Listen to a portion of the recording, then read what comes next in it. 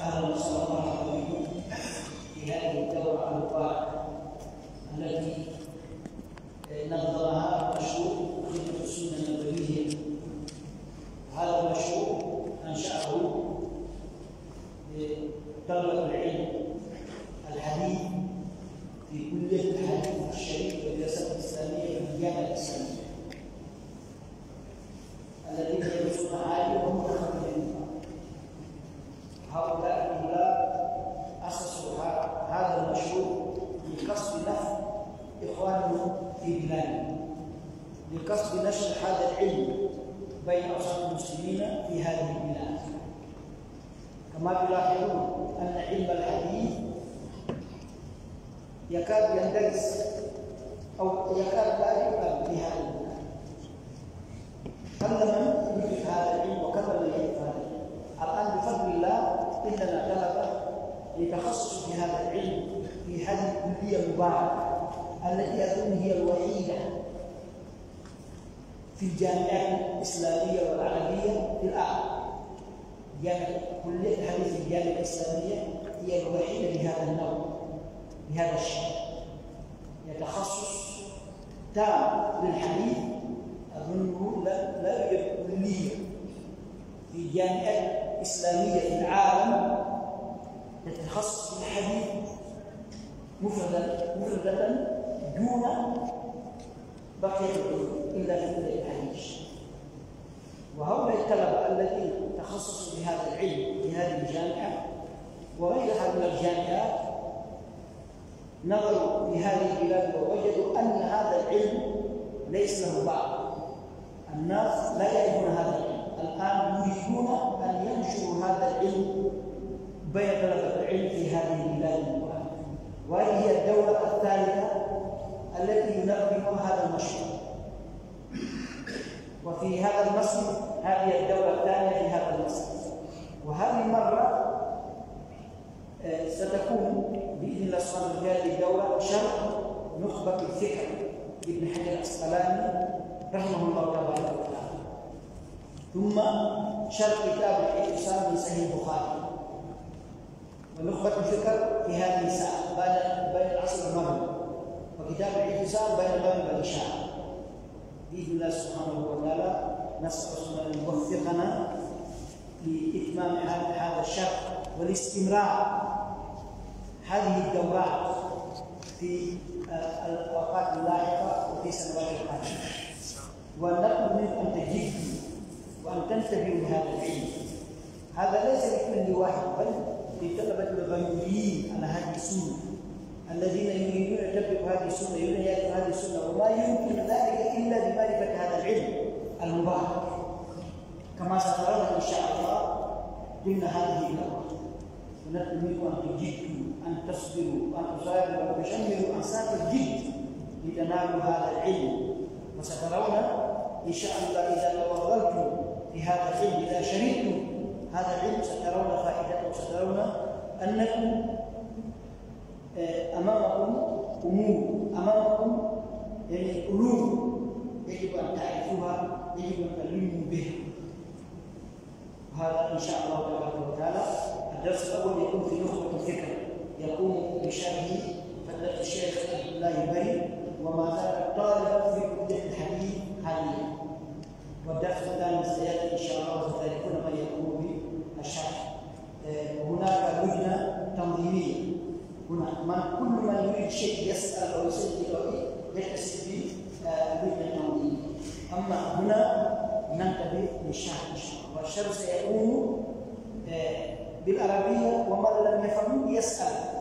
والشيخ إن شاء الله سيشرح ويزيد الشرح باللهجة الفلاحة. ومن يريد أن يسأل يعني إذا كان من لا يفهم أو لا يسمع هذه اللغة يسأل حتى يفهم، يريد كل يفهم.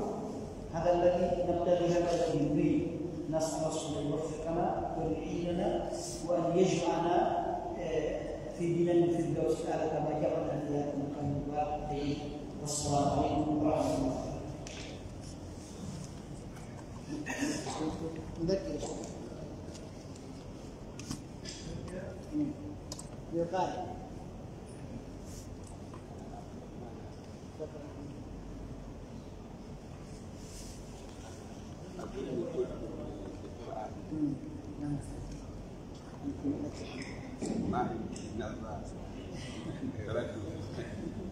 الآن الشيخ شريف يفتتح هذا المجلس إن شاء الله بتلاوة آية من الحكيم، فليتفضل مشكورا. أعوذ بالله من الشيطان الرجيم. بسم الله الرحمن الرحيم.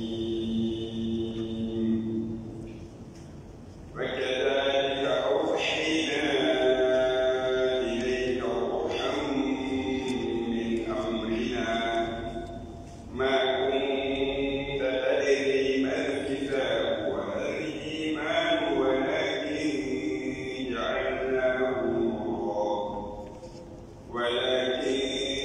جعلناه نورا نهدي به من نشاء من عبادنا وإنك لتهدي إلى صراط مستقيم صراط الله الذي له ما في السماوات وما في الأرض ألا إلى الله تصير الأمور.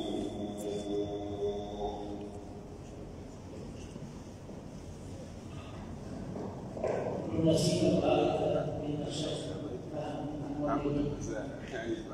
وماذا الشيخ جل علي جل وماذا الشيخ إبراهيم سوء والشارع وأنا المحدث معكم إن شاء الله في هذه الدورة. وهناك أخبار من طلبة العلم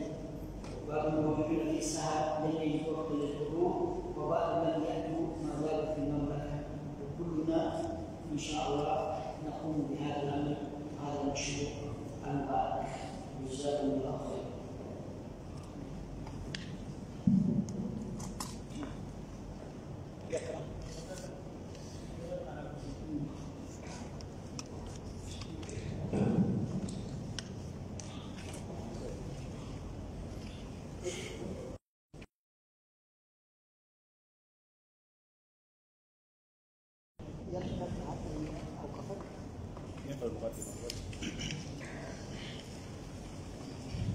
بسم الله الرحمن الرحيم. الحمد لله الذي لم يزل عالما قديرا، وصلى الله على سيدنا محمد الذي ارسله للناس بشيرا ونذيرا، وعلى آل محمد وصحبه وسلم تسليما كثيرا. اما بعد، فان التصانيف في اصطلاح اهل الحديث قد كثرت وبسطت وخسرت، فسعى بعض الاخوان ان نلخص لكم مهم من ذلك فادعوه الى سؤاله رجاء الاندراج في تلك المسائل. فاقول: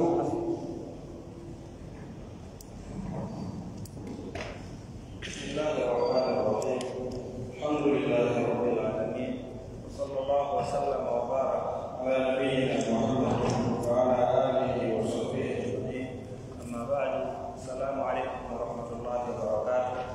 مرحبا بطلاب العلم في رحاب هذا المسجد، بيت من بيوت الله تعالى. وقد صح عن النبي صلى الله عليه وسلم من حديث ابي هريره رضي الله عنه انه من خرج من بيته يطلب علما سهل الله له طريقا الى الجنه. وما يجتمع قوم في بيت من بيوت الله الا نزلت عليهم، وقبل ذلك يتلون كتاب الله ويتدارسونه بينهم الا نزلت عليهم السكينه وحفتهم الملائكه وغشيتهم الرحمه. فمرحبا بطلاب العلم في هذه الدوره المباركه. ولا نطيل في المقدمه، وقبل ان نلج في صلب الموضوع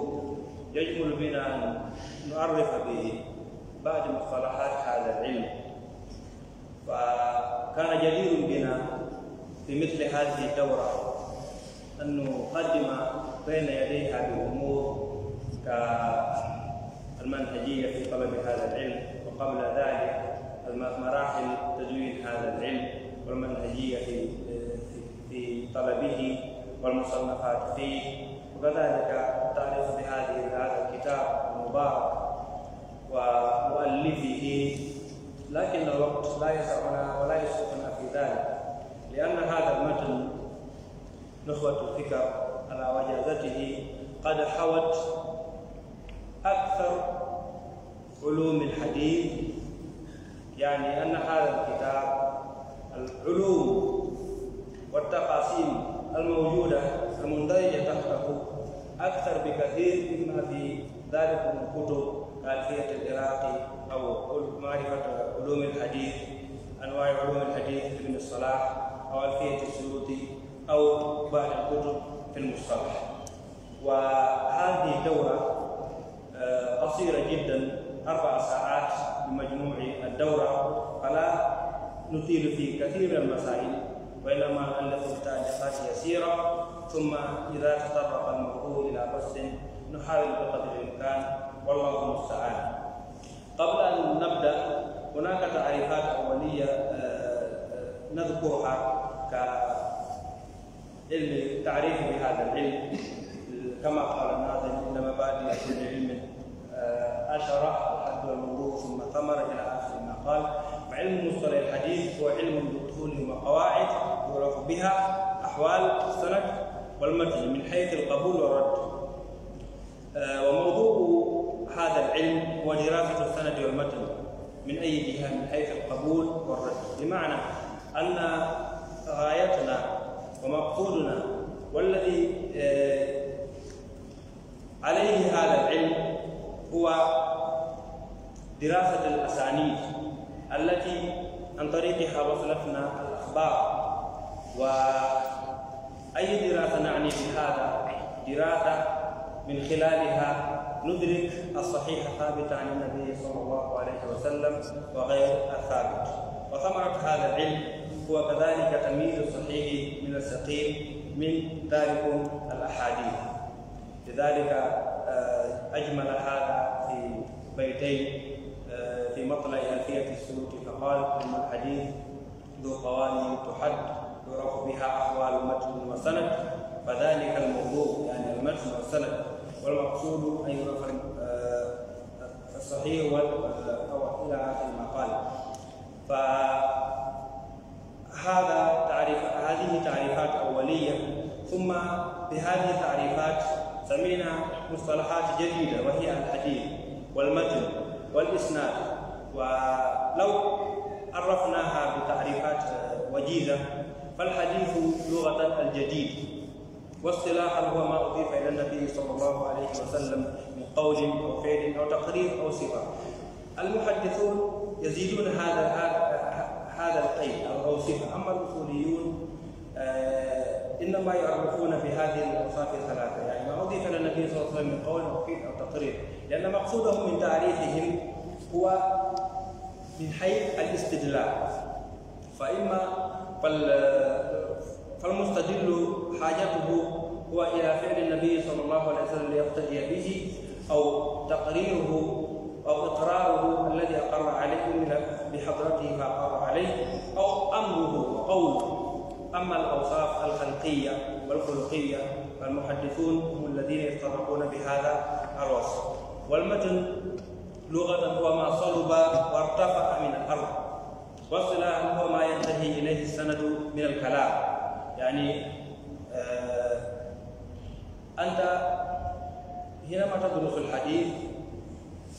تدرس شيئين: الإسناد والمتن. المتن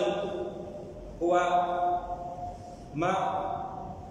قاله النبي صلى الله عليه وسلم أو ما أضيف إلى النبي صلى الله عليه وسلم أو إلى غيره، يعني هو القول أو هو الفعل أو هو الوصف أو التقرير. أما الإسناد فهو سلسلة الرجال الموصلة إلى هذا المتن، فإنك بدراستك للحديث تحتاج إلى دراسة هذين الشيئين معا. ولذلك قلنا السند والسند والإسناد هما بمعنى واحد على القول الراجح، وبعضهم يحاول التفريق بينهما فالخطب فيه يسير. أما الخبر فقد قيل فيه 3 أشياء، قد عرف ب3 تعريفات. التعريف الأول قالوا إنه مرادف للحديث، يعني هو أيضا ما أضيف إلى النبي صلى الله عليه وسلم من قول وقيل فقرر أو صفة. وقالوا الخبر أعم، بمعنى أنه يطلق الخبر إلى ما أضيف إلى النبي صلى الله عليه وسلم وإلى غيره، أما الحديث فهو خاص بالنبي صلى الله عليه وسلم. وبعضهم قالوا بينهما يعني مغاير للحديث، يعني الحديث يطلق إلى ما أضيف إلى النبي صلى الله عليه وسلم، أما الخبر فيطلق على ما أضيف إلى غيره. يعني 3 تعريفات، إما أن الخبر مرادف للحديث هو بمعنى واحد، أو بينهما عموم وخصوص مطلق من جهة، أو أن الخبر مغاير، يعني الخبر هو ما أضيف إلى الصحابة، إلى التابعين، إلى غير النبي صلى الله عليه وسلم، أما الحديث فهو خاص بالنبي صلى الله عليه وسلم. وكذلك الأثر هو قيل إنه مرادف للحديث، وقيل إنه خاص بالموقوفات والمقطوعات، يعني ما أضيف إلى الصحابة والتابعين ومن دونهم. ثم نبدأ بكتابنا، ولا يسعفنا أن نطيل الكلام في النخبة ومؤلفه، غير أننا نجمل الكلام في هذا المتن. فهذا المتن ألفه إمام مطلع معتمد في هذا العلم، وهو الحافظ أبو الفضل أحمد بن علي بن محمد بن علي بن أحمد بن حجر الأسقلاني. فهو كما لا يخفى عليكم صاحب التصانيف المحققة المتقنة، كأمثال فتح الباري وتحذيب التحذيب وتقريب التحذيب، وكذلك بلوغ المرام وغيره من الكتب. وهذا الكتاب مما قال عنه هذا الإمام ابن حجر أنه لست راضيا عن شيء، لأنه ألفه في بداية عمره ولم يتسنى له الفرصة أن يراجعه ويحققه إلا كتب يسيرة، فذكر من ضمن هذه الكتب هذا الكتاب. يعني هذا الكتاب ألفه وراجعه في سنين طويلة وحققه، فوصل إلينا الكتاب المحقق المدقق في هذا العلم، حتى صار هذا الكتاب بالنسبة لمن بعده كالعمدة. فإنه ابتكر التقاسيم والتنويع والتصنيف في هذا العلم في هذا الكتاب. فغالبا الكتب المصنفة قبله يبدأون بأشياء ثم يدخلون بعض الأشياء في بعضها ثم يرجعون إليها، أما هذا فسلك هذا المسلك الذي يسمى بالصبر والتقسيم عند الأصوليين، أو باللف والنشر عند البلاغيين. فإنه يجمع لك أشياء ثم يفصلها، ثم يجمع لك أشياء ثم يفصلها. فإنه بدأ بمباحث أو الحديث بالنسبة يعني تقسيم الحديث بالنسبة للحديث الصحيح، فبدأ بالصحيح الصحيح، ثم إلى الأقسام الصحيح، ثم لما أنهى هذا بدأ بالمردود وأقسامه، ثم مباحث تتعلق بالحديث بالنسبة إلى ما أضيف إليه، ثم كذلك بمباحث تتعلق بالإسناد من لطائف وغيره، كذلك بالرواة، ثم ختم بخاتمة جميلة إن شاء الله. طيب ودني تنبيه ولن يوقف كل رسالة هذه لا بأس كما بين يفوت كدفتر اللغة بني الحمد لله الذي لم يزل عالما قديرا ونسخة بسم الله الرحمن الرحيم على كل نسخة جيكو حري بسم الله الرحمن الرحيم نوودي حري بفكري كرم قوة بويندو بندفت بفكري دفت مقتدي بسم الله الرحمن الرحيم أن يتقل دفت على سنة فعلية لله صلى الله عليه وسلم ɗum ɗon tu yoni dalil ko ñentina wonande kala faaɗo windude goɗɗum ma fuɗɗorde goɗɗum yo bisimillahi arrahmani irrahim amma hadiseje toɗɗiɗen sappi ɓe golle woloɗɗin kala poɗɗora ka bisimillah ma alhamdulillah kala ko mari kon ko boyi ɗi muɗum naɗo ɗo woni iti maɗo ɗum waɗo ɗum bisimillahi arrahmani irrahim bal yoni en dalil fuɗɗorgol qur'an an bisimillahi arrahmani irrahim ceernoɗo ɓe maki alhamdulillahi alladi lam yazal alima qadira en yetti allahu omo tawata o serani ko o anduɗo ko o hattanɗo wa sallllahu ala sayidina muhammadin allahu juulu e hoore kohoje meɗen muhammad alladi on arsalahu mo allahu neli ila nnasi e yimɓe ɓen bashiran tawi ko ɓanginoɗo ko weltinowo o nahira reddina wa ala alihi ko juula kadi e ɓengure nelaɗo muhammadin ɓengure nelaɗo nden wa sahbihi e sahabaɓe makko ɓen wa sallama o hisnake tasliman kathiran hisi ɗuɗuɗo ɗum ɗo ɓe makata adabu tasnif kala min dow deftere haray o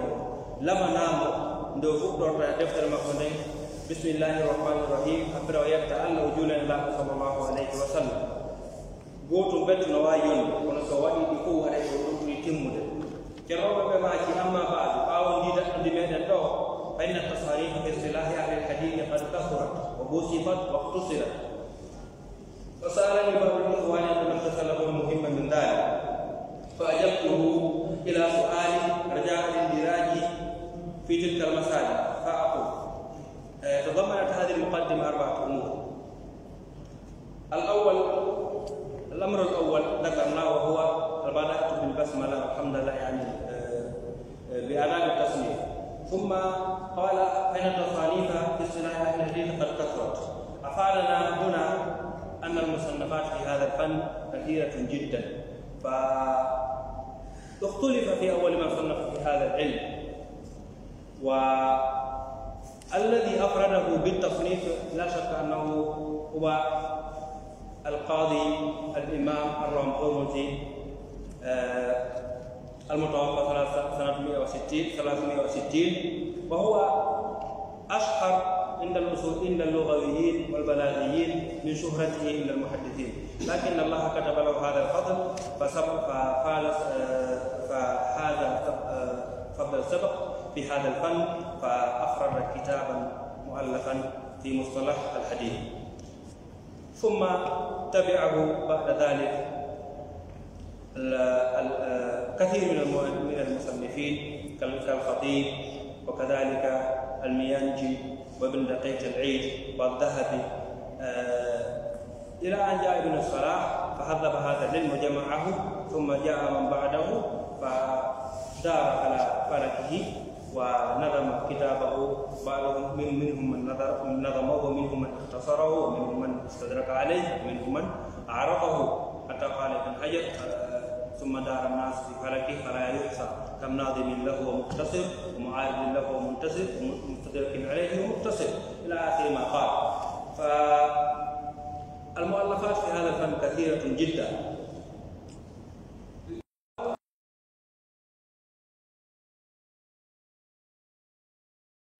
نزهة النظر قال وبسطت ليتوفر علمها واختصرت ليسهل فهمها وحفظها. لماذا العلماء يبسطون الكلام؟ أحيانا ترى واحد يأتي يؤلف كتابا، واحد يأتي ويشرح هذا الكتاب، واحد آخر يأتي ويلخص هذا الشرح، واحد آخر يأتي وينظم هذا. لماذا؟ لتبسيط المسائل ولتيسير الحفظ، هذا هو المقصود. فقال واختصرت فسألني بعض الإخوان أن ألخص له المهم من ذلك. بعضهم قال هو ابن جماعة وبعضهم قال هو الزركشي المحدث هذا غير الأصولي. المهم هنا ليس أن نعرف من السائل، لكن المهم هنا أن نعرف أن من الناس من هم مفاتيح الخير، فكم من طالب تلميذ يسأل شيخه ويؤلف في فن ما فيؤلف ثم يجعل الله البركة في هذا التصنيف ويستمر أجر هذا الطالب الصالح. كم شوف مؤلفات ابن تيمية كلها سؤالات، حتى قال في بعض المؤلفات أنه ما ألف شيئا، إنما جاءه بأسئلة كذا فأجاب. شوف عقيدة الواسطية، حمامية الجمهورية إلى آخره. كثير من المؤلفين إنما صنفوا حينما سئلوا، يعني وفيه لطيفة أن الطالب لا يستعجل الثمرة، إنما ينتظر إلى أن يتأهل ثم يؤلف. كما نقول كويندا كونكا قطان ويجي حديث هاري في مصطلح الحديث نقول يبوي نود دفت فونتا يعني مو يحرم سايب الأمة نود دفت توصل يأتي حديث صحيح وكما فونتا ونطيري كبار جيرة تهاتي مدري أرى في حديث صحيح ثم ما ورد في حديث صحيح نود دفت بطل حديث صحيح وكم بين الغوطة دواد دون غوطة فونتا ها غوطة كذي نيوغا ها غوطة نوع أحكون ودون غوطة هاي فونتا غوطة كذي نيوغام فسألني لندي بعض الإخوان يوغا يسيبه أن ألخص لكم دمي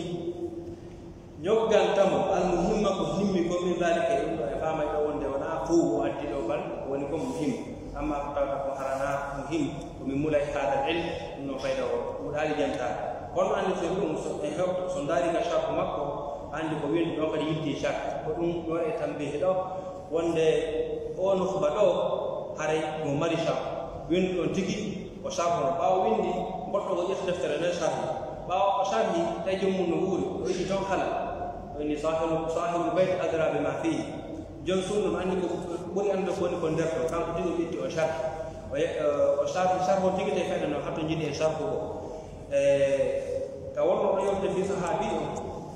once ما أول إني ده دفتر عند أجالي كويتي كم من ذاك غان مصطلح الحديث أو علوم الحديث عموما كل كمبارة أما نفترض كمبارة أكيد إنه تاوي وملحي هذا العلم وده دفتر الوكادي هاي أواتات تكاد النور أو si ajang di daftar yang atau mustalah hadis hari pemajang ande do potong ayau janggu tak satri boran majang tak fatuh mughith ma yang ahun jira alfiatul iraqi kuno yang tama fi de hari pemajang ande do ala ko futu de neddo spetti de do hunji kende si neddo gari hunji kende do fami neddo no amu yonan so hunja kende no kadi o ti ko fami no kadi nafa mo كلام بماكي فأجبته إلى سؤال بجابه دلل المقام رجع للدراجة في تلك المسائل في جرد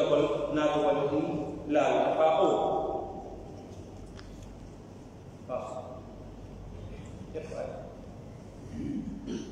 فأقول الخبر إما أن يكون له طرق بلا عدد معين نانتو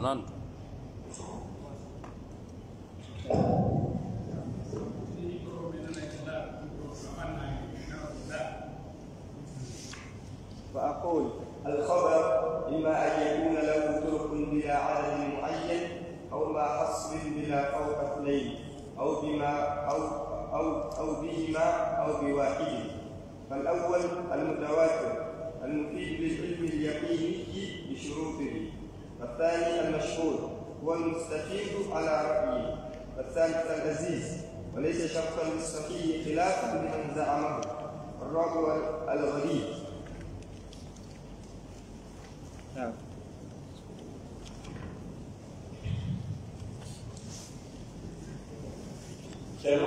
Kalau berbagai gaya mukadimah dong, kenapa ni kisah ufuk kita ni kong? Ini al-khabaru imma yakuna lahu turukun bila adadin muayyan, atau ma hasrin bima fawqa al-ithnain, atau bihima, atau biwahid. Hadi arba'at aqsam. Ini al-khabar, kono ini al-khabar. Nana ini no khabar. Ko faidah ko ta'rif medan ana. Ini khabar. Ko imma mo fota e hadith on ko goto ma dum khabar ko goto faada hadith ko goto faada ma dum khabar o hadith on hadith on naati ka khabar joni ala ko ni halka no woni de wo kanko ni al khabar fi yuhu fu sinna ma khabar on joni sayni ta'rif arano khabar en mun da ko muradi ara yalla ala hadith on naati on amma sen inni kadi na hadith on naati akadi ma ko dum non ella ala ni di kala amma ka won ko mughayir aresi koko won do ko satna ko kala khabar aresi so no arata no mano sille no hada matima si khabar goddo no wada ma dum do fi yo jabe aray ko yewondiri ko en la sallallahu alaihi wasallam buri benda ko min babi awla fami bedal khabar ma yakuna lahu turuq khabar wi ko hewto on do aywa odo taw on wan wodi dum do taqsimul khabar bin nisbati ila wusulihi ilayna tano ko be benatatu be yewta be sente warante e pointete e inama ko do me o ma yewtude fi mudu woni yewtude do e o darsudo ko khabar woni hadith woni goddum go e khabaruji feddi din e sahaba ben do don no di hewti en non laawi ko ardi ko no wona yewtude do fi mudu ko imma yakuna law ko ma hara non khabar dum mari turukul laawi bila adad muayyan ko ala en bo e maɗum contact anda berumu en anda ittiri majji aw hasri ma hara no anda e ko embere muɗum bima fawqa lithnayni kon hara no ɓuri ɗiɗi kadi bimana tati maɗum hella dow aw bihima maɗum hara ko ɗiɗi pet aw bi wahidi ma hara ko goto laawi khabar on ko arata kon so imma hara en anda beru majji hakke ko ɗi ma do haran dudi buri didi kati bi mana ara ko tati e bidu ma dum ara ko didi pet ma ara ko goto tawayal dino khabar ko arna e dino nati ko ete asbab wa taqsim woti ko benta kon probabilité yaltina kala ko probabilité wona ko ender sendore makko ne joni be inde fal awwal kono arama khabar ardo tawata lay makko anda biru majji المتواتر قولنا تاء المتواتر المفيد أدو جون لاي هبي لاي دين علم اليقيني كان البلغ بشروطه وشرطه ما كان الحديث المتواتر والثاني لمبون المشهور كونوني مشهور كونوني ثاني تبع أي ela ko didi on woni buri didi tati hebi do wa huwa al-mustafid kono kadoni al-hadith al-mustafid ala ra'yi isharatan lil khilaf ala ra'yi kongol tarma ko be ko wa salif tammo on al-aziz kono ete al-hadith al-aziz wa laysa shart al-hadith aziz lo wana li shartan ko sharti bi sahih fi hadith sil bima'na yala fi eni azizo ko dido ka dum woni aw bihima har ko dido laawi didi hadith on habde dum don wonali shart fi hadith sellu ko ma har ko dido fillim dum woni ko fandi khilafan liman zama dum non ko lundagol wona daw haaji dum wona dum ko Abu Ali al-Jubba'i al-Mu'tazili wa ghayr wa warraduna ya ko bendi ko o bi wahid al-gharib ko woni الحديث الغريب وكلها ديو فوجانتا سوى الاول سونا حرم انتو ان نقل الاول المتواتر هذا ديو فوق احد هذا اميدو الخبر بالنسبه لوصوله الينا ينقسم الى قسمين متواتر واحد حديث لو ارضي انه ما حرف كلاو متواتر ما نكو احد saya ngandila ko di jeru hakadi uda di buri unda hare woni ahad amma sendare tawi anda beru majja ke ko di dudi hare woni mutawatir joni no hadith mutawatir himo mari sharti kon woni sharti en jettani ka ta'rif makko بين حديث متواتر أو حديث متواتر ما رواه جماعة عن مثله مما يستحيل تواطؤهم على الكذب واسندوه إلى شيء محسوس 4 شروط أو حديث متواتر في لكم جمع on jama hara heɓe kuuɗi wuurugol maɓɓe ngol kala ko ɓe no yoddindiri moƴƴo woɓɓe enni ko ma ɗum 10 heɓi dow woɓɓe enni o no wawi hara ko 4 ma 5 ma 6 ma 7 woɓɓe enni ko 50 ko 50 ɗum ɗo fof ko ngoɗi dalil tigi tigi soreh ala e majji khulasa on e on masala ɗon ko wonde la ibrata bil adad العبرة بإفادته العلم اليقيني الضروري عبرة هو خبر هو لو سو جنيه علم يقيني ضروري اهم كتو خبر سكتا كسكو غون تاوته واتا كدي يتودي هاري وني متواتر da tawde kena e do yimbe noga e fillo ko nara wonta mutawatir parce que hara sartiji go timmandor kene nayo ma jowo ma jego fillo wana mutawatir طيب المثلهم كما قد هربنا يرمى ونكو فيلي بمعنى لابد أن تكون الكثرة في جميع طبقات السنة سيوني جوني بفيل كما صحابة يعني example بكري فيلو متابع صحابة بمعنى من التابعين كنون قد أجير ما هايوتا كرمكو كمان البخاري مسلم أحمد كوينا بنو مما يستحيل تواطؤهم على الكذب أو تواطؤه بين بتواتنو سلو فوق هاو بقول ما بيفوق بثنان أو توافق مالي تواطؤ كويتو هرا وبنو ماليا عند كارالكنو وجنيه وليونو بيدو فوق فين لو هون بوتر هرا بيجي ميرال دماي بوت هي أكو تاي بيدو فوق فين اللي هون تاي وني كفالجر هراي تواطؤ ولا كذا amma si be joni do be findi be haldi din may saken non nan gadi adno no woni tawa ayo on fami donc ko ma hara ara tan salo fu ada yimbe ben no salo fu ta be do fu wawai yande faljere ma e kana be mana be halde be fela ma dum be falja e fotta be fal siru do hebi ke khabar are woni mutawa madana hadith le madina le sham مكة تافا بوتيان كاونا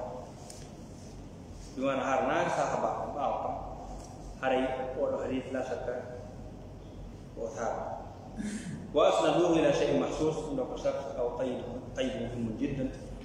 هاري كدي قبل أن يكون مستند خبرهم الحس هاري الأخر بمعنى سمعت ما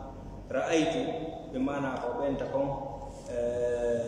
بيجي جوي الحسية harako be fillo na hakkilon ko mahi konko be fillido boko falasi on ko mo bonde tay na to joni be hurufi aw be qidam al alam no wata ine de mutawatir horene o be yidade o be few na eledi wotiri be woni na zaman goto do wuri kon tawaqaw ala hada lakin hada al mustanad alladhi istanadu minhu al aql nanu do be ma be meyi ma be nani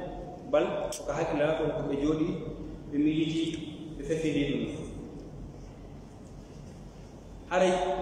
hadith mutawatir on mari misal awalan taw hadith mutawatir mari ismayn mutawatir lafzi mutawatir ma'nawi mutawatir lafzi ko ma tawatar lafzi bo ma'na ko ko tawata lafzi makko e ma'na makko woni mutawatir فما فيه مثال ونو حديث من كذب عليه متعمدا فليتبوأ مقعده من النار وحديث له مما تواتر بمعنى بين في اللي مصاحبة هو بيني يقولي شابان جيبو هو بيني تودي نقولي تامدر كنون كده تبع فاجي هو هيوتي لي هاو بين تود حديث عمر خصوصية كهون كونده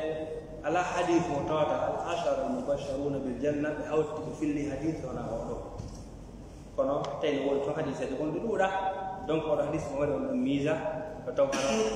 al ashara al mubashiruna bil janna kulluhum tawaqaw ala riwayat hadha al hadith kono ila tawini ومنه ذو تواتر مستقرأ حديث من كذب ففوق 60 رواه والعجب بأن من رواته للعشرة فخص بالأمرين يتوقع حديث وغيرته يتوقع ورجعان يجيبون في الليل ويتوقع هذا النجاة أنه العشرة المبشرون بالجنة. أما المتواتر المعنوي المتواتر كمعنى ما كوني وتواتر وهون دواء وجوني ما بيت مثال جوني on du'a bandugal juude en nelaw sallallahu alaihi wasallam bandugal juude mabbe en du'o dum do mimma tawata on arali hadith bi aidi wonde nelaw sallallahu alaihi wasallam bandi juude mabbe tato on hebi di sabtiji da kanko goto kono ari haditheje wobbe ni buri temedere e qadaya mukhtalifa nelaw fa du'i no al haliji seful tawe bandi juude mabbe dum don holli sunna bandugal juude en ka du'a du'o dum ko min al mutawatir karama ko jogo yubbi yoga e piji won mutawatir ni won mimma tawatara hadithu man kadab wa mawlid do wa man bana lillahi baytan muhtasab wa ru'yatun shafa'atun wal hawlu wa masfu bayni hadi ba'du ibasi do di mun jiddan mo bante yoga e ko woni kon mutawatir no wodi defte min dale في الحديث المتواتر كنون كدي حديث مشهور إنه دم كم بتواتر تاتو في اللي كم هي بدو وين كدي كنون يت المستفيد كلام كم بين المر كونغولي في حديث متواتر ومستفيد كونغولي تاتو إني فوق غوتو إني متواتر ومشهور المستفيد النوول فيه بين مشهور كم بتواتر no wodi tato filli tabaka goto tabaka yini ay seno buri nokko mustafid on ko taw hara do lewo ko ta en fama tambi do qadiya on seni do joli aziz ma mashhur ma duma ko taw hara tabaka goto e sanad on hebi ke don aqall al adad so ko mashhur so ko tabi'in tato fil hadith ma don ka sahaba tato fil hadith ma dum tabi'in tato في الحديث سيدون دو هبك هاري خلاص حسي سابو في اللي كما باو ما من سابو في اللي كما دو كونو بن فو غوت هلال ko fillani ha te ko tato dum jungo non hadith yetti tete hande kadi hare sebi to tabaka goto tato on hare woni mashhur la yushtarat ayakuna min awwalihi ila akhirih thalath faqat kono kadi ka aziz dum no ko qayd muhim ka aziz ko mahara hebi ka tabaka goto bet kadi do fil hara ala nokka fadde gondido hara fo ko dudale gondido fo dudale gondido ala ka nokka ka tawta hara no fande gondido dido hebo no ko goto gharib on kadi ko non woni do tawto hara nokku goto filikam woti ko sahaba do ma tabi'in ma ko to halla lay غالبا سكودو بين غريب مطلق سكولي بين غريب نسبي معلوم بين ودا سكودو بين فرق سكولي بين غريب مع غريب نسبي كوكولا سا يدو تاتين ان واتا امثله جدي كدفتر كونو ان وادا امثله افتراضي حديث مشهور كما ولا ني تاتو يوهب تاتو كفيلم ان دو جوني على سبيل المثال سن إن على سبيل المثال جوني جانغنا كو بزهري إن جوني يتندو بتر جوني ابن عيينة يتندو كلام معمر يتنوانو شعبة على سبيل المثال ومثال افتراضي أن ودي لا تتصل في لك حديث جوني بيتي زهري hara burali tato ma don soni tato hara do buri le buri ma hin tato he ko do ma soli no hara woni hadith mashhur مثال افتراضي on ka aziz ko nafsi shay yo hebo tun tabaka goto ka dido filli hadith وأنا حديث هذا مثال سوى حديث وأنا لا يؤمن أحدكم حتى وأنا أحب إليه وأزواجه والناس أجمعين لأنك صحابة اللي في لكم أبو هريرة أنس التابعين يجمع أنس كوديدو كدولي ko fillimo dum do kadi kodido maayko gari bo taw dum hara ko goto woni ko filli tabaka goto siko dow kono den sa jetti hadith inna mal a'malu binniyat ko filli mo sahaba sallade la ko sona hadith umar donc sabu dum no yinde dem ko gari na fere non kadi don kadi umar ko goto don kadi on ko goto hewti ley ko non kadi won hadith awara kadi al wala hadith ibn umar abdullah bin dinar kan ko weddoti mo filli mo ite ibn umar non kadi ne ko hari mutlaq parce que ko do hande kadi ala lawol ngol ala wono la hadith do ta o horba do iyo hari mutlaq amma si ko le wontiri hadith jono fille do ila do ara hali kono goto e filli do be on don goddo filloyo mo itta makka kanko tum filli dum no ine ko fardu nisbi yani bin nisbati ila baqi at-turuq no bas hara fami ka seeda ni aksam dido may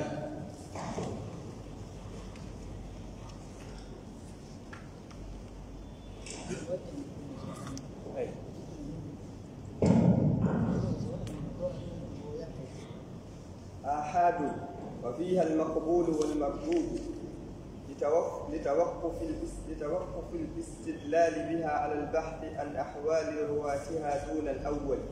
وقد يقع فيها ما يفيد العلم النظري بالقرائن على المختار.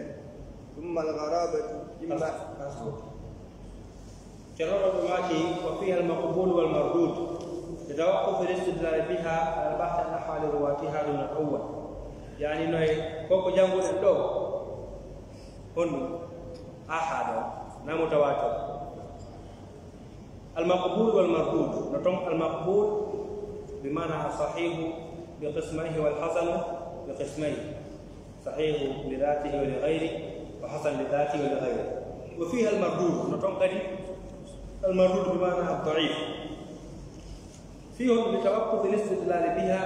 على البحث عن أحوال رواتها دون الأول. نتولد كان خبر أروى وإنه هري أين كل ترمو أين جبمو ودم استدلال ودم دليل هري إنه يودري على البحث عن أحوال رواتها يتقول دار الحارب في اللي بمتو فلتك في جبوا ولو هري كمان دار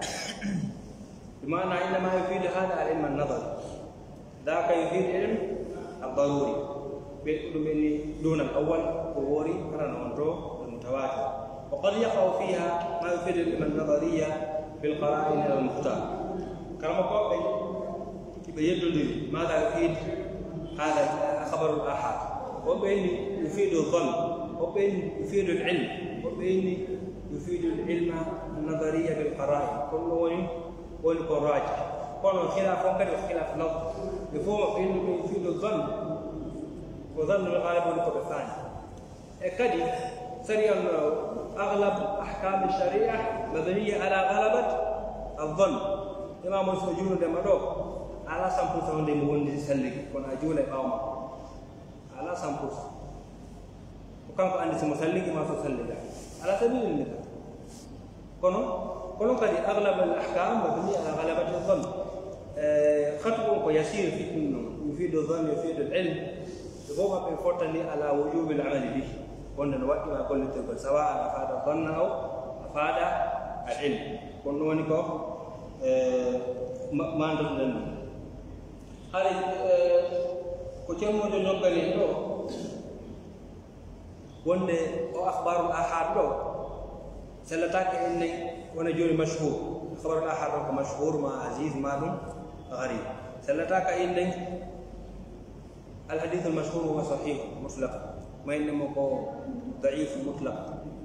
لا بد من البحث في الرام لا يتتي إنه ينتا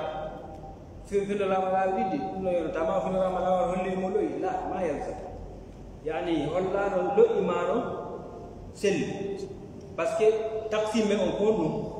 كونو أرضي إنه لا يكون أرضي إنه بغض النظر من كون هذه الطرق صحيحة أو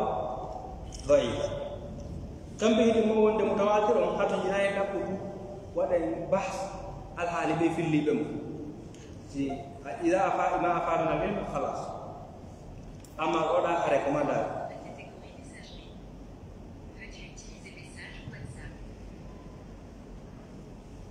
تمام وند أخبار الآحاد سيكون تبتي سلي حريص قرائن تكتب كذي يفيد العلم ونقول نكون والمختار قرائن نكرم قوي بأدي دقوي ما كانوا يريدون ما يحتاج أرمون كو إنه قلتوني أن يتفق البخاري ومسلم على رواياته البخاري ومسلم في اللغة أو في اللغة حديثين متفق عليه هذا هو حديث زينا ومتواتر كون هذا قرين نقول جل وند حديث وثابت كان نقول بس إذا قيموا بالصحيح والضعيف قصدوا في ظاهر لا تقع وكبفاني إنه الحديث صحيح ما ضعيف وفي الظاهر نعم الحديث سامبورسا بس بندار الحالي تيجي في اللي يكونوا نندي سرتي بفولو تيم وانا أرتا إنه مفالتك أبرد نياواني حديثهم مسلم بمعنى وجوني كلام كوجو بوتنا هورا سيفل نيكين دو خبر ويتي كلام كوجو بوتنا هورا نو هايو بيدو اسكي في لي هولي موتوتا كو فالجا كونو اوتوتا كو فن هولي فالجا باسكو خطا اشكال اي فوق اما توتو دو فنا مارو فالجو كودو neɗɗo wonɗo ko holliɗo wonɗo hara ko wolana ko faldiwa amma omo tawatana hollaki wonno hara no wawi kadi kawo fel donc haray zahir on ko ɗum ɗo e tawi kadi woni oɗo hadis woni musalsal bil aimma ala sabil al mithal imam ahmad fillo hadis ɗo ɓitte e shafii hara kadi wona kamɓe toon ko fillimo itte shafii woɗɗo ko kamɓe filli takkude e maɓɓe imam shafii kadi fillo mo itta e malik hara kadi na shafii to e goɗɗo takkiɓe ɗon ما يقدر يتجوني نافع بن عمر أرنا الحديث هنا وغريب أو حديث سكو مالك تون سكو أحمد تون في الاكتشاف مالك إنه هاي وجدوا هاي هرا صح ولا كاكو معصوم بن الله صلى الله عليه وسلم هدي بن ما هرا كانكو ضبط ما كوي شيء كانكو 99% كنا يتاكو معصوم جل احتمال ضعيف لأنه ما يؤدك خبر ما أربعة وفلجي كا نتاودي تيغا on kadi no falja ko faltike donc say woni joni o sembina ma hande kadi en ngolkulol do wi ko wonno den ko ma jibde eske o falja o do khabar bi aynihi ala kadi ba to takkike mo don naga ko don filli dum do jabe hande kadi hadithu kono kadi mashhur mo den da hadithu on joni ko tato mo mari la tati ko tati ayo di do o do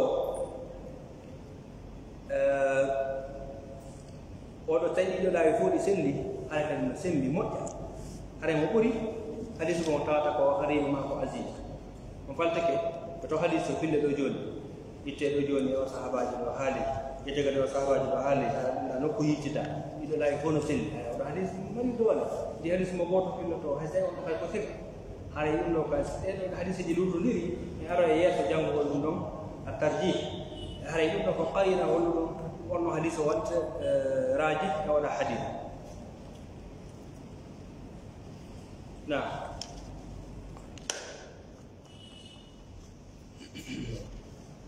كرر بماكي ثم الغرابة نعم ثم الغرابة إما أن تكون في أصل السند أولا أو لا فالأول الفرد المطلق والثاني الفرد النسبي ويقل إطلاق الفردية عليه سبق هذا إن جانجير لندن غرابة كما حرق فقر سند وني ما حرق فقر سوف فقر رتون كصحابة اندو من الفرد المطلق مارون الفرد حتى تينا كفقر لكم كلهم لا يوجد يقول تلو الفرد النسبي ولو يقل نفهم موج إطلاق الفردية عليه لو فرد نسبي نتلو فرد بمعنى كفرد مطلق بين تدوتو بين فرد نسبي ما بين غريب مطلق غريب نسبي وسوي نقول كل إن نفهم كارا ولا طيب ودوتو بين فرد ولا بين غريب فهمت كيف طيب واصل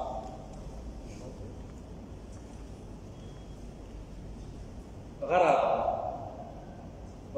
ko jawar ko goto betul ko pilli taba ko goto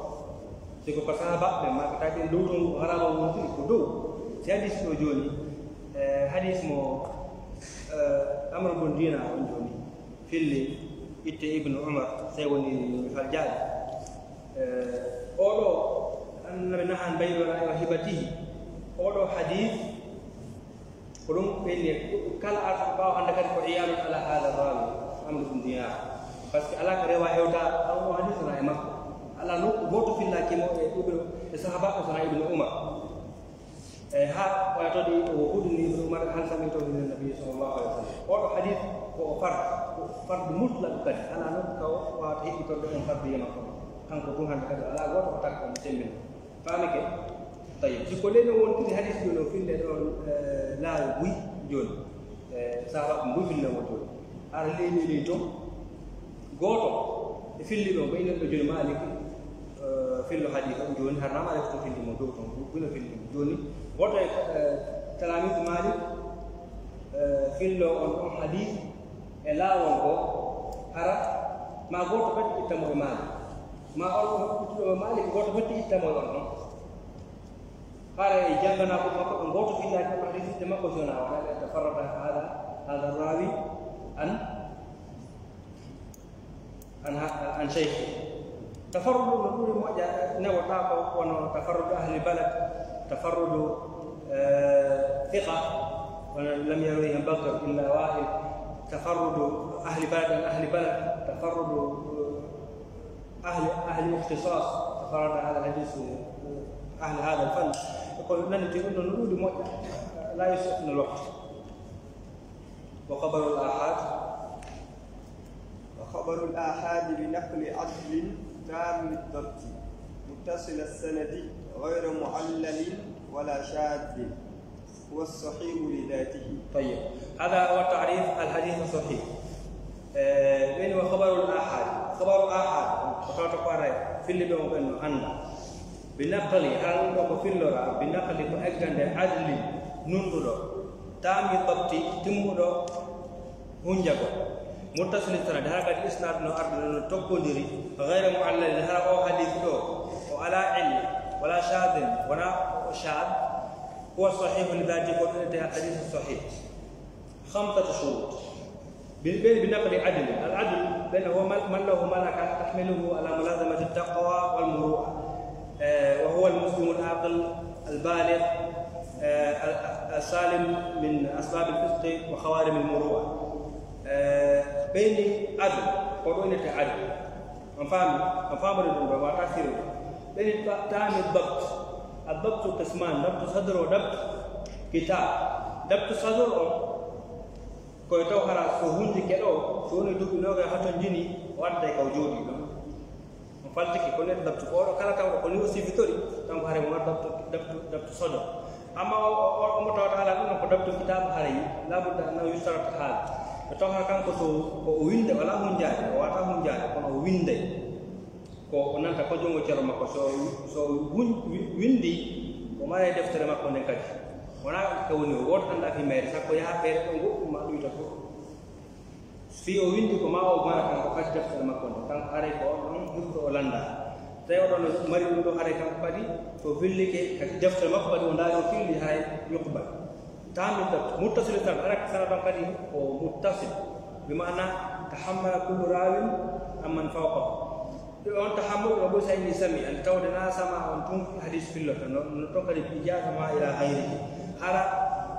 ولا والورع وأنت كونسيه الأداء وإم كبارة فهو تيجي تقول كفيل تيجي ما هو أن سمعته أو حدثنا أو إلى ما شابه ذلك هاهو تدو سكوني وفي الذي ورد حديث هرقوا منه سكرت صدر جوجي هرقوا منهم فانجتاي موت سكرت كتاب دفتر مكان كاكوتون دي فيميل أورو سفيل كحديثهم هرقوا الحديث وني صحيح كنا في أورو سكتون حكم أولي في أورو صحيح تيجي وما يدود كان صوت منفي يعني صوت ثبوتية يدود صوت منفي ويدود غير معلل هذا حديث ولا علم إلا أن قلنا أن لا بد من جمع الطرق وما لا حديث ما يعرف هذا تكتب ما شاء الله ما لك ذاك اللي بيقول كل هذا كله ندرهم على وتصل هذا اللي بأصح الأسانيد عند بعض الناس طيب كل هذا ما إلا ندرهم إلا كتقاضي ما له هذا إشارة وده هذا وواتا سلوك وما هذه لقدي وهذا غير معلل وده حديث كدي بذاته بعينه ولا علة ولا شاذ ولا كدي شاذ هذا هو الصحيح بذاته قروني الحديث الصحيح سلوك سلم هو من قتيجي اكتسب الصحة كان قتيجي سلم هو وتتفاوت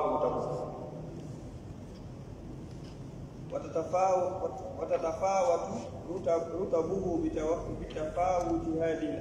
هذه الأوصاف من ثم قدم صحيح البخاري ثم مسلم ثم شرطهما فإن خف الضد فالحسن لذاته بكثرة طرقه يصححه وإن جمع فللتردد النافل حيث التفرد وإلا فباعتبار إسنادين. طيب. بين وتتفاوت رتبه بتفاوت هذه الأوصاف. صحيح نعم تبغوتهن فيه صحيح وفيه ما هو أصح.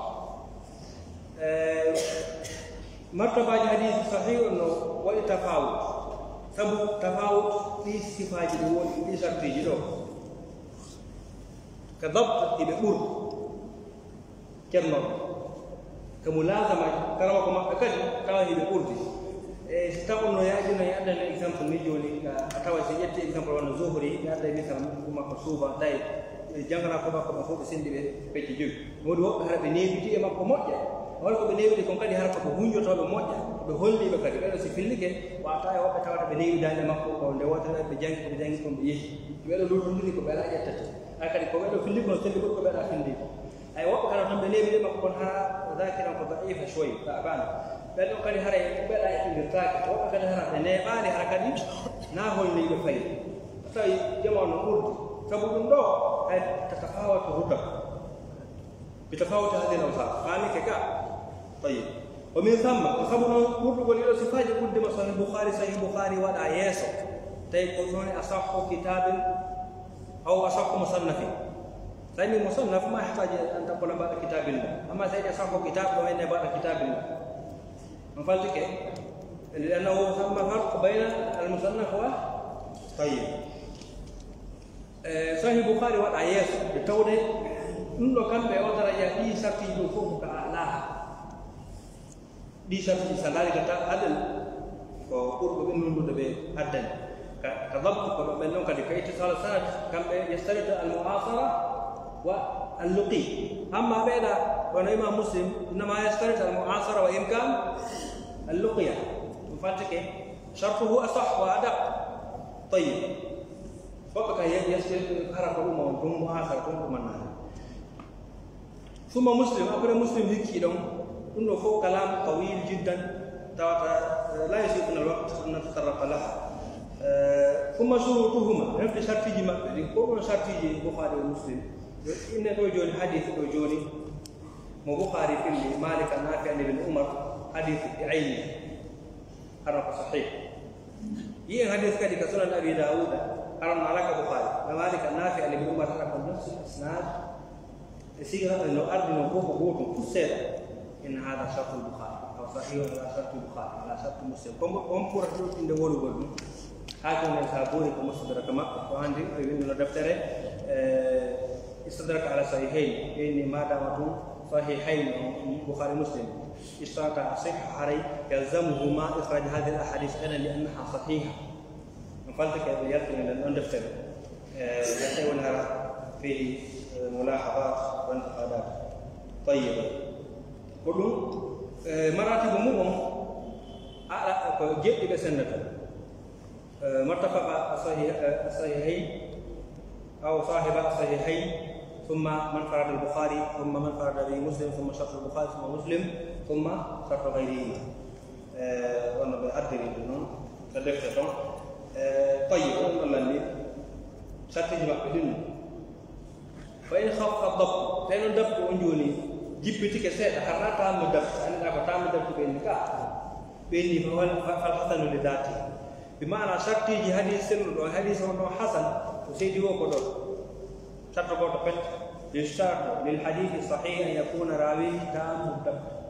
تام الدبت أما الحديث الحسن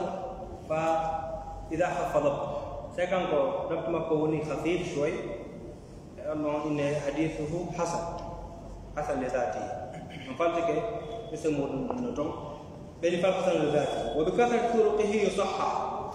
وسوى نفسي مؤمن أولي وضع حديث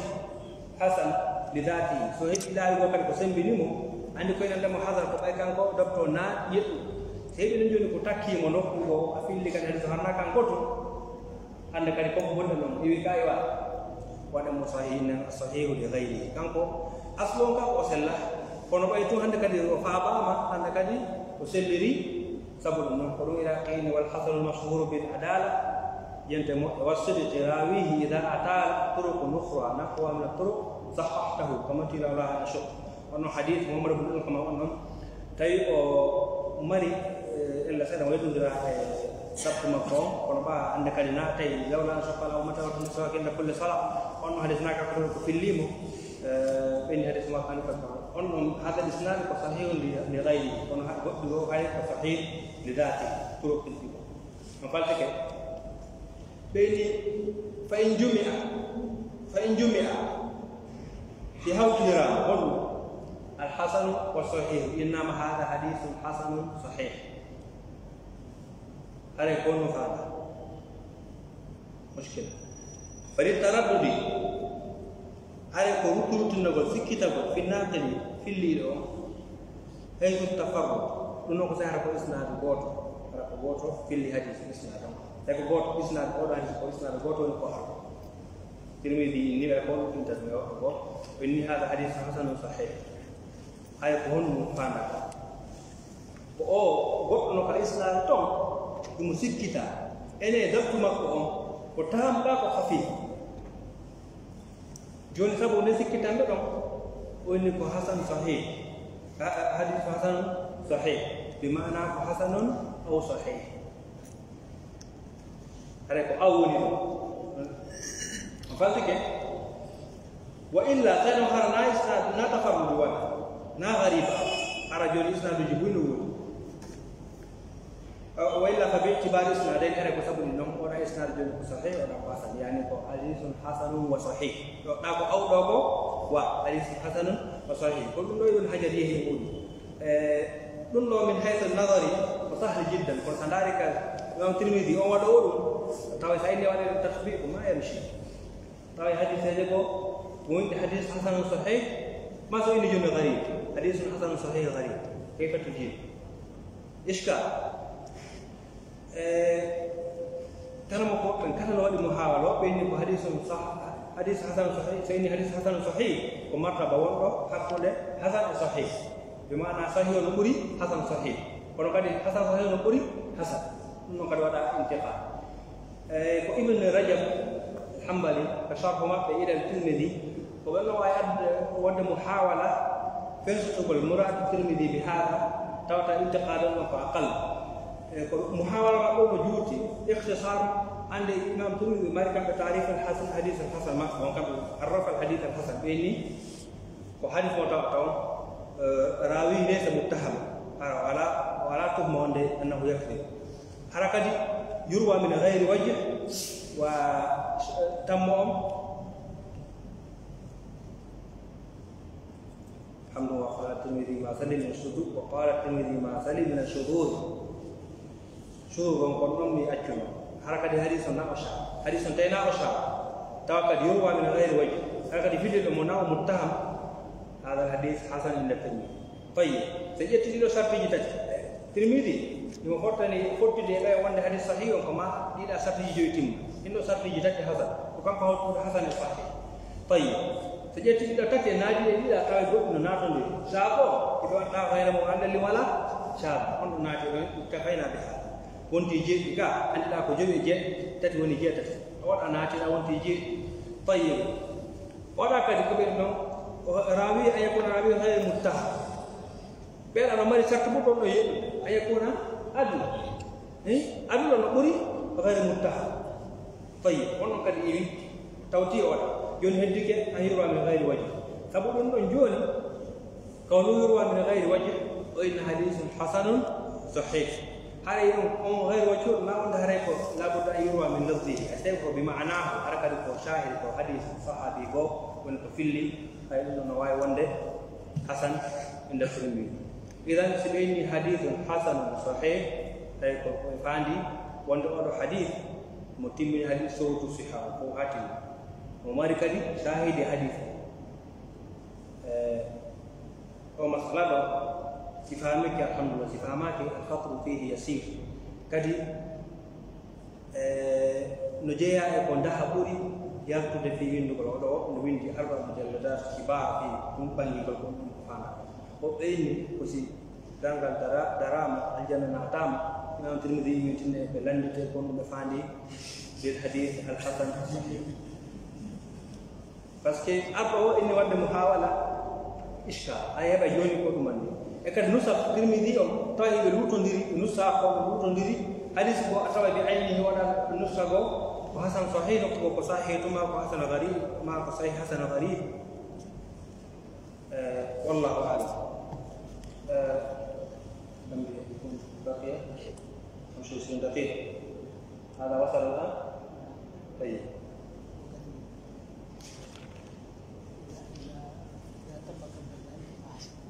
مسائل مهمة جدا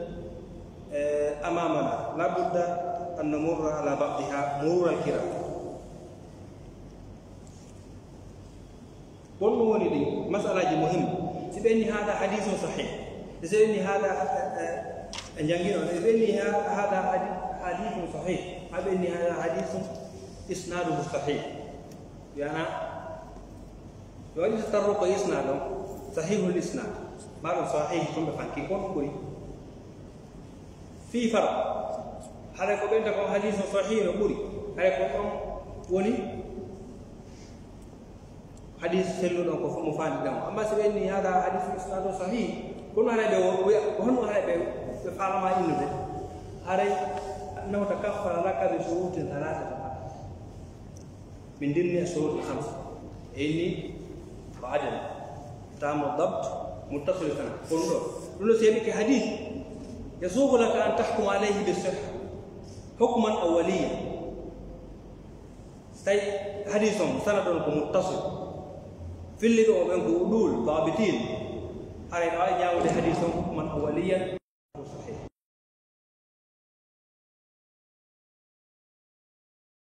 إذا لم يجمع طرقه لم يتبين خطأ تيجمع dengan hadis saja pun saya pilih dari mau apa kawatan itu kamu sella atau iskal di buah hadis saja kita arti nak kawan kita mati kita kamu sella kamu ni sella. طيب كل ده تكرر وقال لي أما كون الحديث هذا غير شاذ أو غير معلل وسيء تاجب أنتم مو ندرنا ما إلى بيبو yang arti اعتبار متابعة شواهد أيوة يكون بسيط. طيب المسألة هي كيلو نوم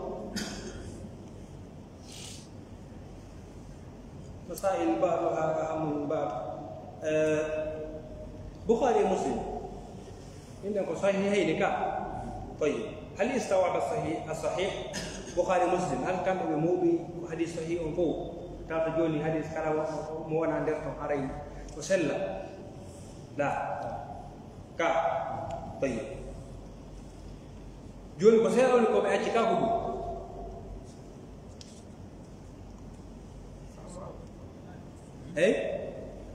صحيح هي هذا سيدنا سوالنا نامرو إن نقول هذا الكلام ده نام بخاري هلا 7000 بالمكرر ما 4000 بالمكرر ما 3000 لك المسلم 4000 جول فاول لا فين كذا 7000 بدون المكرر جول سوالنا نامرو هذا سيدنا وده صحيح خارج الصحيحين ولا ما نكو هريكو ده أكو سيد أكو بوي ولا ده خارج الصحيحين بوي هريكو بوي بوي كم بخاري أحفظ 100,000 حديث صحيح وأحفظ 200,000 حديث غير صحيح هسي كما قبل مركب بجابوت وانك وطرق وانك فاند معلومة إما إمام ماكي صح من الحديث 700,000 وكسر أنا 600 حديث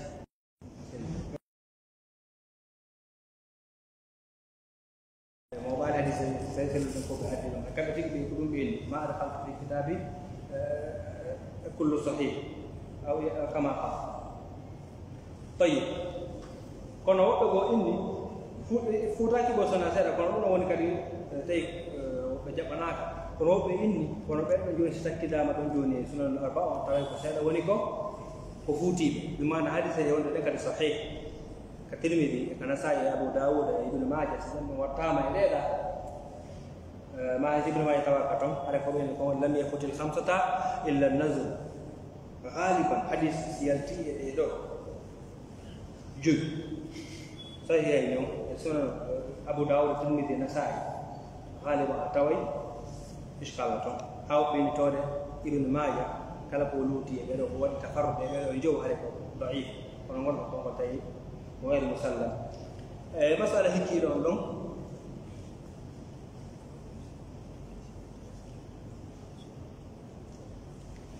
حديث اليوم لله كصحيح البخاري كصحيح مسلم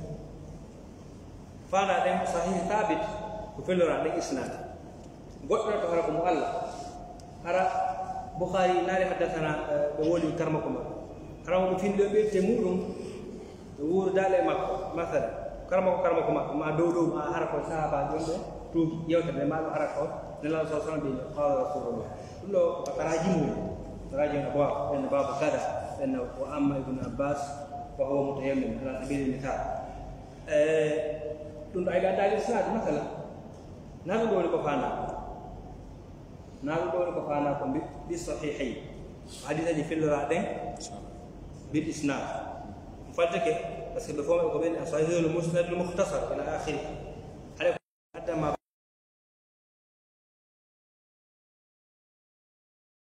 كونكو في الرابع صيغة الجزم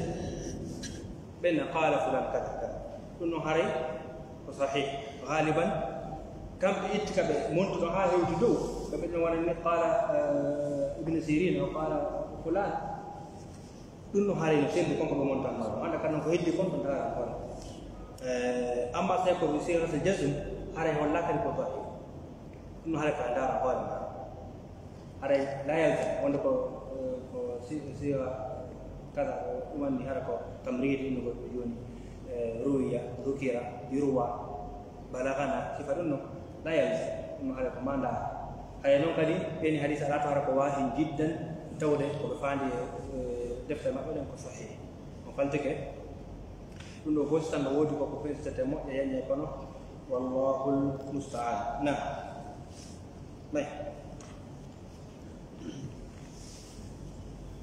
وزيادة راويهما مقبولة ما لم تقع منافية لمن هو أوثق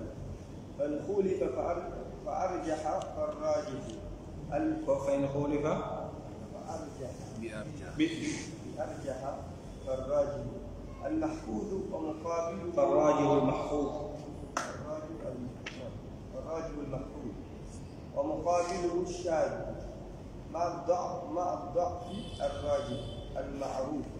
ومقابله المنكر. طيب مسألة زيادة الثقة ورقري ومن أشكال أنواع علوم الحديث أنا تلو جنگا هاي التاجيب أقول يرفض الأمور تولي إشكال النتيجة موجة رمكوب الروتون دي ورخولا سكوني كنترو وند زيادة الثقة ومقبولة وليس على إطلاقه بين زيادة الثقة سورة أنتو عفوا كل زيادة الثقة هو إن مثل رجوني زهري في اللون مالك في اللون ابن عيينة في اللون ابن شعبة في اللون غيره ولا بسقط ولا بنوع جوني راوي جوتو تلو في اللون جوني يوتو على سبيل المثال جوني زكاة الفطر عن جوني قال الرسول صلى الله عليه وسلم زكاة الفطر على الرجل والذكر والأنثى إلى آخره قال من المسلمين الله تفرد به مالك كم بتون وثيقة بل إمام كم بتون بفيديو النقيد من المسلمين بل أفو ولا من المسلمين إنه ونزيا زيادة كان أتوي كمنافي تابع سجل يوم أرون تي يراكو في الليل كان هذا مطلق تابع لا تعلق كانه حديث مستقيم بذاته قلت له كان هذا نعم طيب قل حكم وطن تاتكم أنه قادم من الحديث من بخاري وأنا أبو ذر وأنا أبو حاتم وأنا إمام أحمد وغيرهم أنهم يرجحونها بالقرائن كان هرف أكثر ومن يتتا كان هرف أحفظهم كان قرائن لا منضبطة إنه قد كل ما زاد ثقة فهو مقبول لا فالفقهاء الأصوليين كان بيحتاج مال إنه إطلاقات بأن وقف الزيادة في ثقات منهم ومن سواه بأن سينا ثقة وحديث هذا المستقل سولا كان تأخذه ونجون حديث وانا مثال حديث يقول إنه أريد ونجون حديث جوني كتشكل كما في اللي حديث kono ɓe sappo e nayi ɓe ɓurdo sappo ɓe filli hadith on goto ɓeni yushiru kana foto yasiru bisala goto ari ɓene mo zaida ko da kanko inni wa yuharrikuha yushiru biha wa yuharrikuha on faltike watti tan tahriko tayyib ɓeɗa ɓe ɓeydari ɗum joni noon joni a nani ɗo ziyaratu keɓata makko bode sa ƴetti ɗum ɗo jaɓa ɗon gollitira tawi hoɓe ini ma yumkin ɓeeɗa fof ko honto wonno ɓe ɓuɓɓeɗa sappo tawata kadi goto bedde e wonano fota ɓenɗo fof ko honto wonno haali kamɓe ɓe manitaki ɗum ɗo an tum ko honto ustuta ɗum ɗo tawata ala masiyati ihtisas ko tawata jonɗa wonde makko jemme yano menen min wonda e makko kayf min ene jiɗta bi haal wonnane ɗo joni oda ɗo gasa ɗo joni ɗo fof yaw fendo ɗon goto pet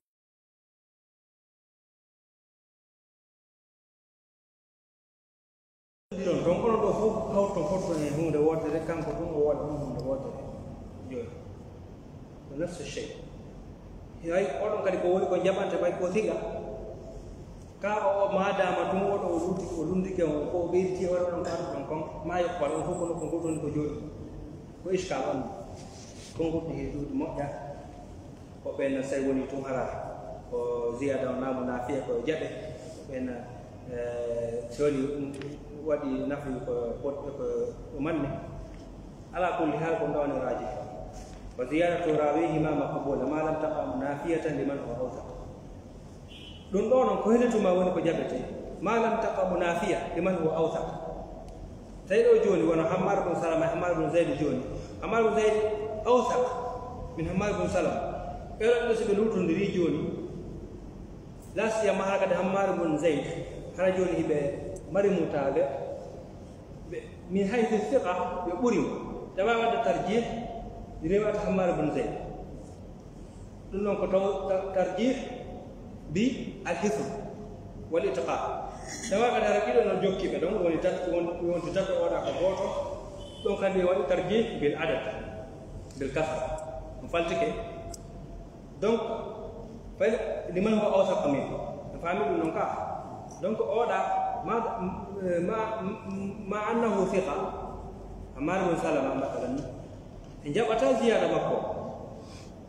par ce que waɗi nafi oɗa o riwi oɗa yalzam min qabuli hali ziyada rad al asl al hadith al asl famaki طيب kono hikki ɗon fa in hulifa bi arja on faami ziyada tir so waɗi mukhalafa hala waɗo mukhalafa no ɓurimo jaɓetake tawi mo wadda nde no ñawodi fa in hulifa bi arja farrajihul mahfuz joni ɗiɗo riwayaji ɗiɗi sen waɗi o ɗaraji ɓe ko ɓeɗa ɓuri hunjade ko ɓeɗo kay ɓuri ɗuɗude hay oraji o riwaya o jettuɗen noon jaɓuɗen kono ɗon woni almahfuz ko muqabiluhu o riwaya o deftuɗen ɗa kono ete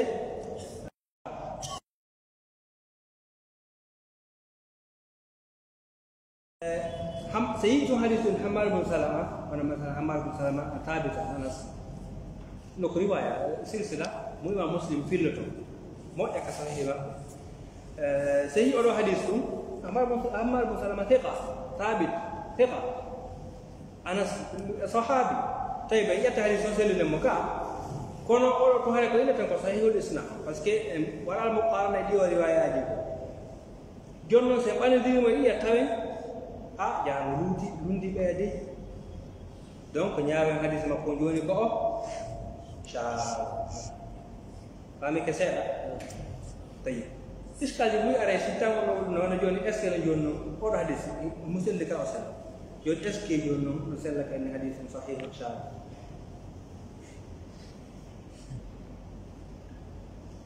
sai ni o ade dali parce que joni o da joni ke so jadi dino da den ko dis joyi no ko dido tati timmi kono wada no joni timmani jo sai ni mo hadith makko joni o sella kono addirta dum o iskal haw bayna ko yalzam min hada sihhatu alhadith wa adam alamal bihi الخطو فيه طويل وما الضعف تينو جوني لوندي دوم بيدا هيغاتو كلو كان كو هورما بما نا كان كو تيغي سو ادين حديث فايدا كو مشكله جاباتام كان كو هورما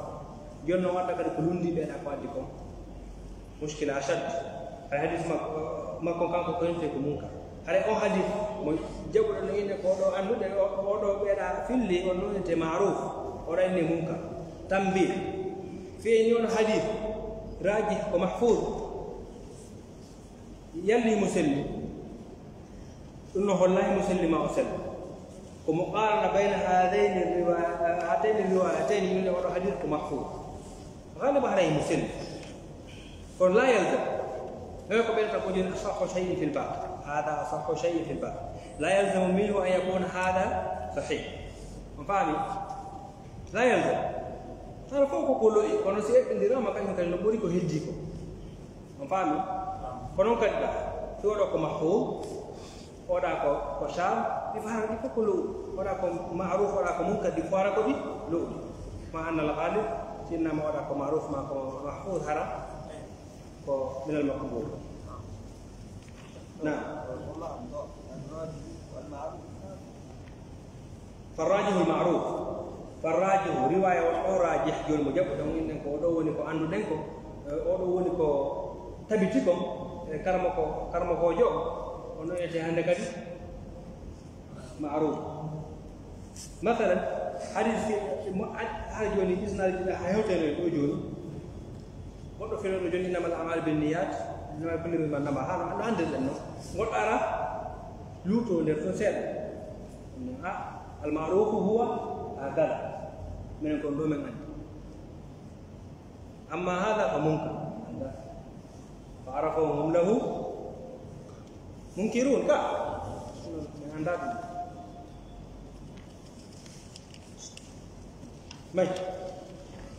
والفرق النسبي إن وافقه غيره فهو المتابع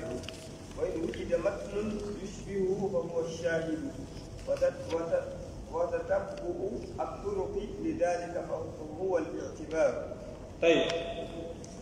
الفرق النسبي ونحن بين الاعتبار والمتابعة والشواهد كما جاء بكم محقق سنندر ما همه لأنه هو الفرق النسبي. إيش الفرق النسبي؟ كل ويتم على كل فرضية لا فرق النسبي يقول لكم وهكذا كوجي دي أري هذه سجد النبي كنا قوة وين دودا تومي قوتهم قوتهم ينفرد كان قوتهم في الله على بين أقوته في الله كي هو اللي بكتب كرم قوله نفهم قلنا فرق النسبي إن وافقه غيره فهو المتابع معروف هو المتابع متابع باعتباره هو متابع باعتبار ذاك tawi goɗɗo goo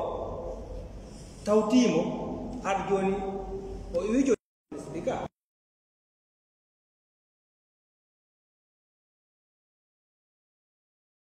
ɗiɗi ko mutaba a tamma ɓe taw hara karama ko makko na kanko to itti e hadis o e muɗum wawi o hadis joni mo waɗɗenɗa misal joni Malik ɗa Shafi'i sikkano kamɓe tun wona o sahar on joni sahar 29 فهم عليكم فاقضوا له مرة فاكملوا 30 أو فاكملوا 30 لهم شافعي سكر كم بتواني كو ولين ما يفوقه فاقدروا له جون بيت محمد بن مسلم عبد الله بن مسلمة القان أبيته بوالي شافعي متابع إمالي وانتي أنا كي متابع تام قلوا بني فيكم في شيخه قد وافق فهل موافقة أو متابعة تنو أنت موافقة أو متابعة تامة مفلتك أما متابعة قاصرة كون أنت البدل تنو هورتو كدر سمي جانغ ما خاب جانغ فتك متابعة تامة ما قاصرة أوتي هدي هاري تنو أنت متابعة طيب وإن وجد متن يشبهه فهو شاهد سينو كو متن كو هبي هارمونان دي ودا متن كما أنا إنما الأعمال بالنيات إنك لن تنفق نفقة تبتغي بها وجه الله إلا أجرت عليها لنندك في اشتراط النية وكون القبول مبني على النية طيب إلو هي لنندي لندو وني شاهدو كنتو صحابي صحابة وسيدي حديث كتب باللفظ أو بالمعنى وني شاهد أما سي فوق صحابة دكتور متابعة كتب كرم كجماعة كما كدورون فوتوي إنت متابعة سيكو كرم كما كديرت إن متابعة تامة سيكو كرم كما كدورون إن متابعة قاصرة ومركز إن دعوة هاتوي jonno war tabbu turu ke dalika ko jokkude do joni wi itagol turu laawi din dara ene ko kanko to filli dum do kana wodi filli do harna kanko wi to mo ndara aka sahaba ndara kadi ko hombo woni ko filli tawti sahaba ko do enta ale itibar ko do ira tahini ale itibaru sabru kal hadith hal sharaka rawi ghayrahu bima hamal ko ni itibar ko wi to hadith je ndara moƴƴa seɗoɗa yemoɗa ndara est ce que o filliɗo ɗo heɓike jokkuɗo mo alwaka o hal sara karaw hal heɓike tawtuɗo mo ɗum ɗo ka heɓaka ɗum wiyete itiba joni si heɓike inna ko mum siko kanko woni ko tawta woni mutaba amma siko sahabajo ko woni shahi hoɓe kadi innanano tawi ko law innama mutaba tawi ko ma'ana innama shahid fotu noon ko sahabajo goto mana sahabajo goto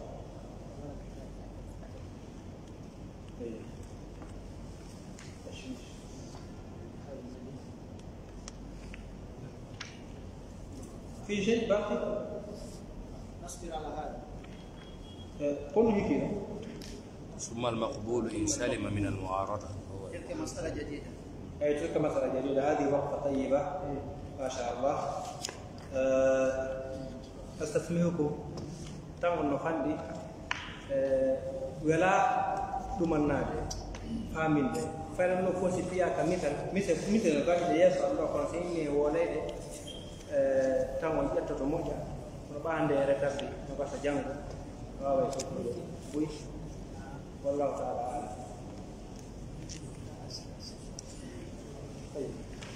joni o ɗoltana en lande won ɗiɗi e jaabe hara jaabotoɓe kadi inde maɓɓe ɗe ƴettete hawnaki ɓe heɓoya jaiza finni haala inchallah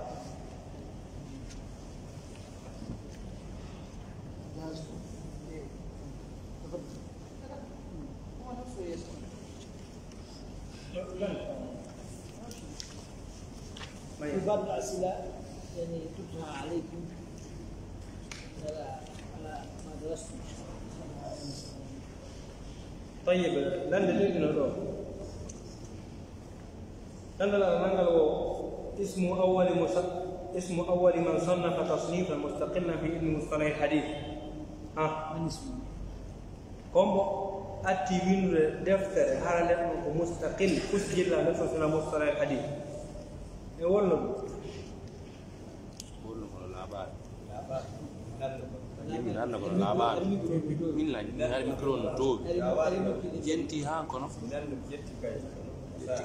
كاي ما سمعت كل نمت السؤال ما وصل طيب نعدل السؤال طيب اذكر أقسام الحديث باعتبار طرق وصوله إلينا بالتفصيل. أيوة. وين رفع يا شيخ؟